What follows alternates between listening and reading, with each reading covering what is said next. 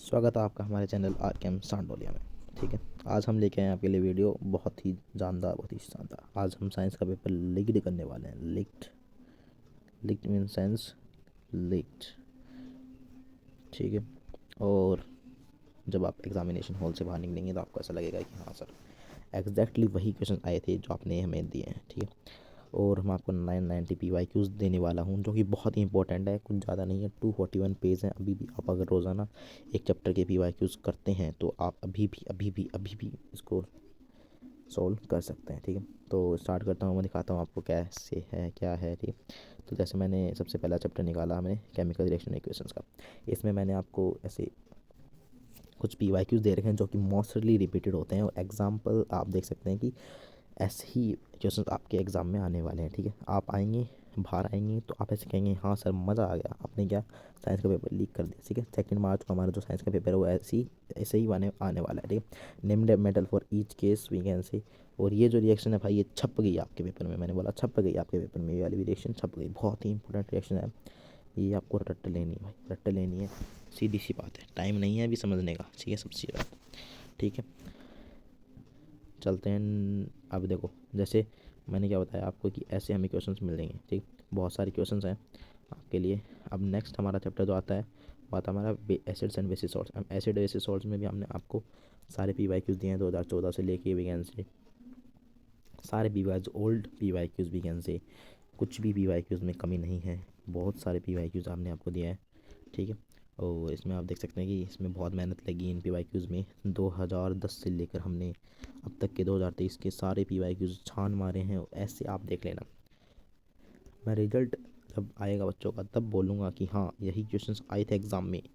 कोई भी कंपटीशन जो कॉम्पिटेंसी बेस्ड क्वेश्चन होते हैं वो इन्हीं से बनकर निकलते हैं, वो कहीं से अलग बनकर नहीं निकलते हैं भाई। कॉन्सेप्ट इनका यही रहता है। ठीक है, और ऐसे दिखा रहा हूँ मैं, छप जाएंगे एग्ज़ाम में आपके।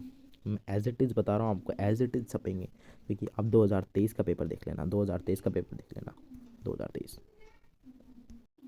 अगर आप 2023 का पेपर देखेंगे तो आपको पता लगेगा कि हाँ सर, कि जो भी पूरा जो एग्ज़ाम था, आप एक बार पेपर उठा कर देखना। 2023 का जो पेपर है वो उठा के देखना, आपको ऐसे लगेगा कि हाँ सर, एज इट इज़ जो भी पेपर था वो सारे PYQs से था।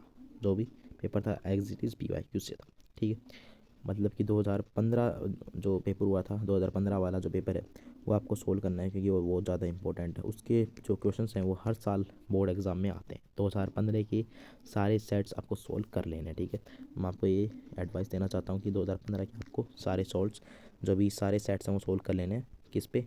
एक ऐप है पेपर सोल्व क्लास 10 में, तो उस पर आपको सोल्व कर लेना है। ठीक है, नेक्स्ट चलते हैं हम, हमारा नेक्स्ट बात करते हैं। ठीक है सर, ठीक है, हमने सर डायग्राम भी देखो। कॉम्पिटेंसी बेस्ड क्वेश्चन और बनेंगे कहाँ से? यहीं से बनेंगे।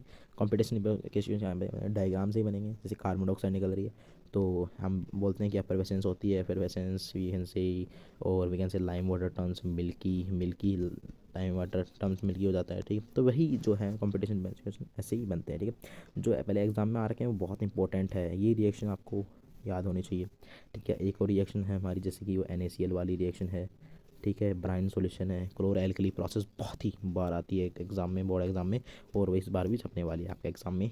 नेक्स्ट देखते हैं कि नेक्स्ट, और हमें ये जो सारे क्वेश्चन हैं ये इसकी PDF जो आपको है ना वो हमारे यूट्यूब चैनल पर, मतलब आर सांडोलिया पर मिल जाएगी। आप वहाँ से डाउनलोड कर सकते हैं। ठीक है, बहुत ही इंपॉर्टेंट है, ये सारे क्वेश्चन आपको सोल्व कर लेना है। ठीक है, और कुछ नहीं करना है, ये बहुत इंपॉर्टेंट है।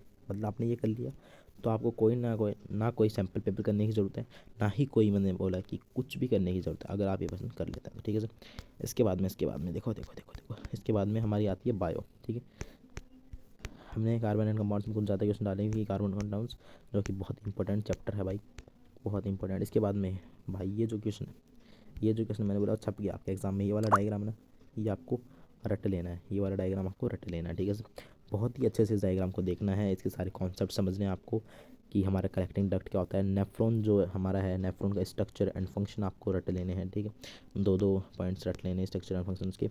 ठीक है, इसके बाद में देखो ये हार्ट का डायग्राम भाई, बहुत इंपॉर्टेंट, बहुत ज़्यादा इंपॉर्टेंट है। इस बार आने वाला है ये एग्ज़ाम में। मैंने बोला आपको पल्मोनरी मेन का क्या फंक्शन होता है, राइट एट्रियम का फंक्शन क्या होता है, वोल्व का क्या फंक्शन होता है, वेन जो है वो वॉल से क्यों ऐसी हम बोल देंगे थिक होती है।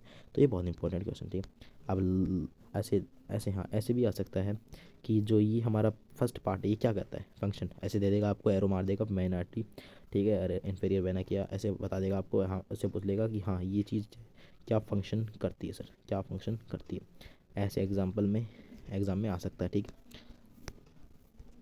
ये डायग्राम आपको सारे पढ़ लेने हैं जो भी मैंने आपको दिखाए हैं। देखो ये एग्जांपल ऑक्सीन, कलेक्ट्रॉन सेटिसाइड और ये सब आपको पढ़ लेना है, ठीक है सर। बहुत इंपॉर्टेंट है ये डायग्राम।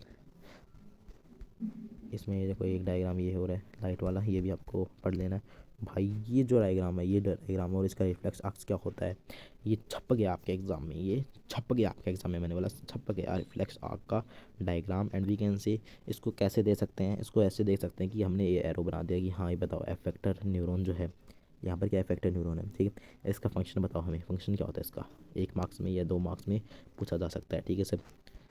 नेक्स्ट चलते हैं हम। देखो बहुत सारे क्वेश्चंस हैं, इन्फिनिटी क्वेश्चंस हैं, लेकिन आपको ये पढ़ने हैं, ठीक है, क्योंकि 20 दिन है अभी, 20 दिन में आप क्या नहीं फाड़ सकते भाई, सब कुछ फाड़ सकते हो।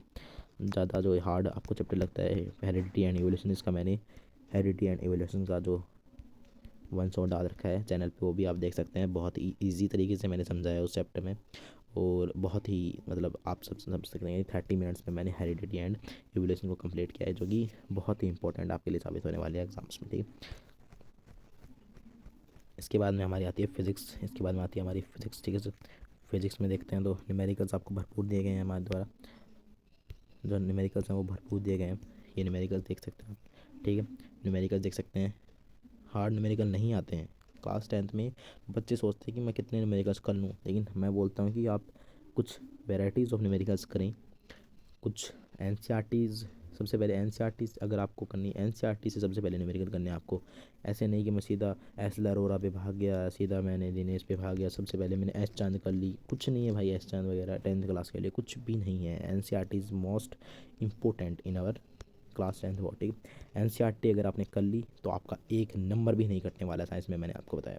एनसीईआरटी अगर आपने अच्छे से 2-3 बार अपने कर ली है, 2-3 बार उसकी रीडिंग मार ली है, और उसके जो सारे इन text and we can say activities और we can say exercise question आपने एकदम बढ़िया तरीके से देख लिए, उसका कॉन्सेप्ट समझ लिया है, तो एक भी दिक्कत आपको आने वाली वाली। हाँ बस एक कमी है जो आप एनसीईआरटी के मतलब यूट्यूब की हेल्प ले सकते हैं उससे, वो है हमारी एमसीक्यूज़, क्योंकि एमसीक्यूज़ बहुत कम है एनसीईआरटी में। और विज्ञान से एक और होता है हमारा एसेशन एंड रीजनिंग क्वेश्चन, वो भी आप एनसीईआरटी से वो यूट्यूब से हेल्प ले सकते हैं, ठीक है। इसके लिए मैं आपकी सीरीज़ बता रहा हूँ, एक एमसीक्यूज़ की सीरीज़, साइंस एंड मैथ के लिए इंपॉर्टेंट, बहुत इंपॉर्टेंट है, ठीक है सर। इसके बाद में ये बहुत इंपॉर्टेंट है, type of mirrors, dentist, solar furnaces, कि कौन सा इनमें सोलर फर्नेसेस में क्या है, कौन सा मिरर आता है, डेंटिस्ट, और ये जो क्वेश्चंस हैं आपको मैं कह रहा हूँ इनसे बाहर कुछ आएगा तो मैं कुछ आपको बता सकता हूँ कि हाँ मैं इसके लिए जिम्मेदार रहूँगा। अगर इससे कुछ बाहर आ गया तो भाई समझ लो कि बहुत हार्ड पेपर आने वाला है, ठीक है। इनसे बाहर कुछ भी नहीं आ सकता, इनसे बाहर कुछ भी नहीं आ सकता, मेरी बात कहने की है, ठीक है। तो ये बहुत सारे हैं, मैंने आपको न्यूमेरिकल्स दे दिए हैं, आप सोल्व करना। और तब तक के लिए thank you and have a nice day, bye and have a nice day sir.